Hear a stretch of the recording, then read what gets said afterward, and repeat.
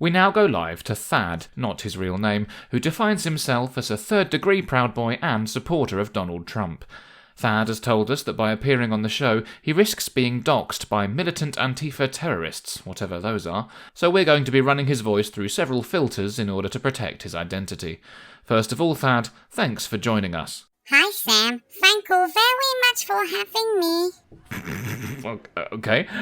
Thad, I think over here in the UK in particular, not everyone is overly familiar with the Proud Boys as a group.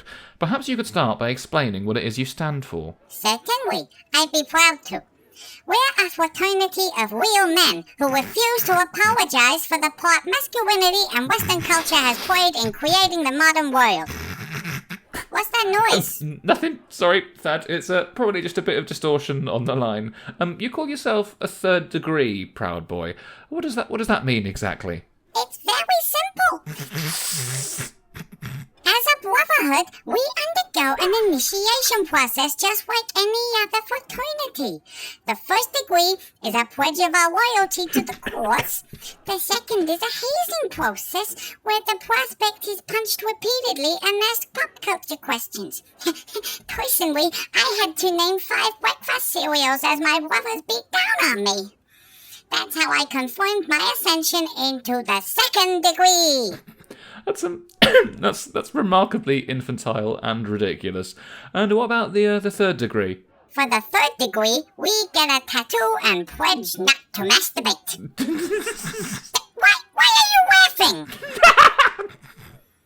Sorry, that wasn't a joke. Proud Boys actually have to promise not to masturbate. It used to be masturbating altogether, but now we are simply limited to 1 release per calendar month. Right, wow. That helps you to stand back and stand by, does it? We are always primed to unload on our opponents on the radical left. Oh, I bet you are.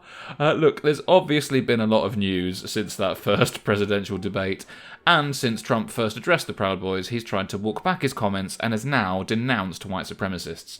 Has that impacted in any way on how you feel about him? Of course not. Trump is obviously never going to be able to praise us outright. I'm sorry, could you repeat that? Praise us outright?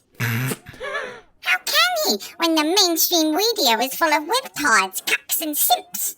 They're in the pocket of terrorists like Antifa and agitators like Black Lives Matter. Sorry, who?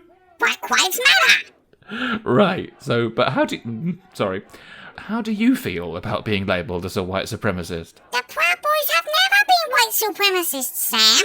Our chairman is Cuban. We have members from all races, many of whom are named Tom and are proud brothers. And uncles. Yeah, but you've marched with white supremacists in the past, at the Unite the Right rally in Charlottesville and countless other places, and the social media network Parler is certainly an absolute cesspit of self-proclaimed Proud Boys spouting anti-black racism as well as anti-Semitic bile and conspiracy theory. If you choose to march with Nazis and align yourself with Nazis... I resent being labelled a Nazi. I'm merely a proud Republican and patriot. Sorry, you're what? I'm a proud Republican and patriot. I'm a soldier on the front line. Right. Travelling hundreds of miles to incite violence at generally peaceful protests makes you a soldier. And the Proud Boys recruited you, presumably, in much the same way any other legitimate military force would. Exactly. Which was how? They contacted me after I racially abused a 12-year-old on Call of Duty online. Yeah, having looked into it, they do seem to pretty much exclusively recruit angry young white men from suburban areas. Have you heard the term incel before, Thad? I am not even going to dignify that with a response.